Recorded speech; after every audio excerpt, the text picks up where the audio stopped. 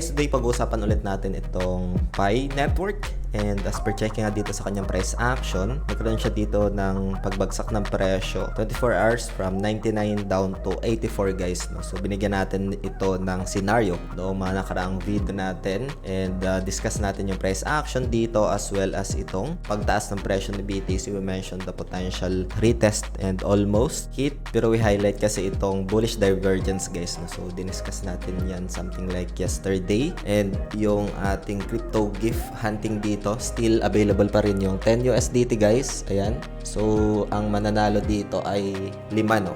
And merong to 2 USDT na matatanggap once na makita yung code doon sa playlist tab ng ating YouTube channel and dito sa ating playlist tab, and then eto no. So nandito sa any of these 10 videos dito na naka-insert sa description ng video na ito, randomly na naka-insert dyan, kaya tinawag natin nun na crypto gift hunt no. So ngayon pag-usapan natin itong price action ni Pi, yung recent events. It's what we call a sell-on news and pre-Pi day event. I-discuss din natin dito as well as itong si BTC price action guys no. Pero bago tayo dito magsimula, kung hindi nyo pa na-like itong video na ito, please like this video first, subscribe yung YouTube channel natin, turn on the bell icon para ma-notify kayo dito sa mga updates na ginagawa sa ating YouTube channel guys. So for now, punta tayo dito sa ito yung pinaka-price action right now ni Pi. Presyo niya ngayon 87.96 as of recording this video. Very volatile yung presyo ni Pi dito, and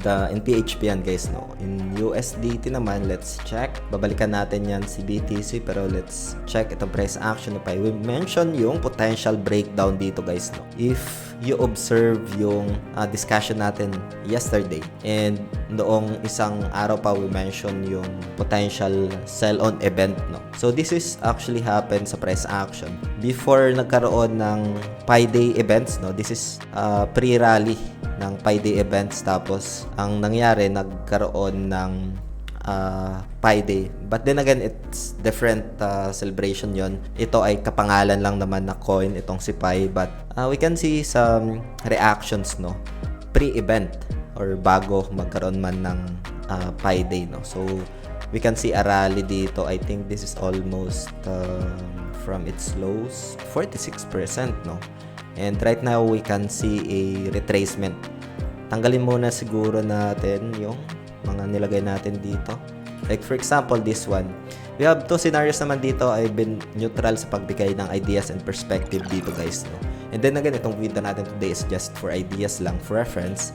And does not qualify as an investment or financial advice. Hope you get some insights dito, and kung meron kayo mga questions, feel free to comment lang sa comment section ng video na ito.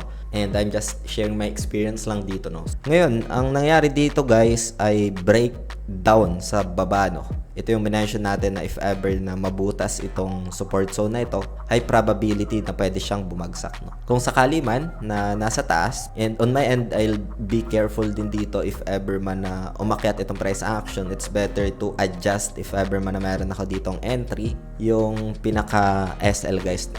In case man na magkaroon ng reversal dyan sa downside, or if ever man na mag fake retest dito, karoon ng fake out and bumagsak, by setting stop loss to break even, or kahit merong profits na stops no. So from stop loss to adjusted SLTP no. So yun yung isa sa mga magandang approach din. I've been sharing that idea for the past couple of years na dito sa ating YouTube channel. So nandito tayo ngayon guys sa baba na ng 1.6 no. Nasa 1.53 as of recording this video. Ano yung isa sa mga tinitingnan ko dito na probability? So punta tayo sa 15 minutes time frame. We can see dito guys ng consolidation. I think there's a probability na mag-consolidate lang ulit ito dito sa downside. I would say na if ever na mag-continuation nito, since nare-reject itong price action, maybe we can see another retest ulit sa 1.3 no. Yan yung isa sa mga tinitingnan natin. I think this area is a magnet zone, previous resistance, magiging support if ever na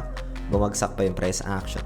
Upside scenario natin, kailangan niyang basagin yung dating support na magiging resistance na yan guys no.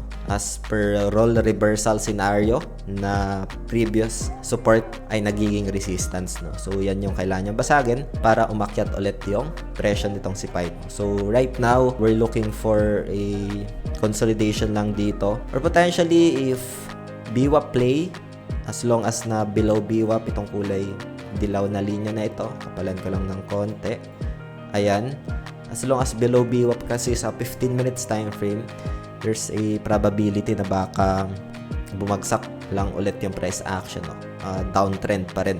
I keep mentioning na yung price action still downtrend pa rin ito sa 4 hours time frame hanggat hindi pa niya napupuntahan yung zone natin dito na 0.5, 0.618, no? Kasi this is part of the downtrend price action. So we have long corrective, short impulse, long corrective, and then short impulse, no? So ang isa sa mga nakikita natin dito is something like a downtrend scenario, no? So long corrective, short impulse. So yan yung isa sa mga nakikita natin dito na probability for PAI right now. Please be careful. And yun, ang isa sa mga nakita din natin na scenario dito, we mentioned yung potential sell on news, no? So pre-event or pre-PAI day na nangyari, and then mag-kicks in yung PAI day which is within this price action, and then after that event's price may go down, no? So yun yung isa sa mga scenario na nakita natin dito for the price action nitong si PAI, no? So hope I discuss dito ng neutral lang.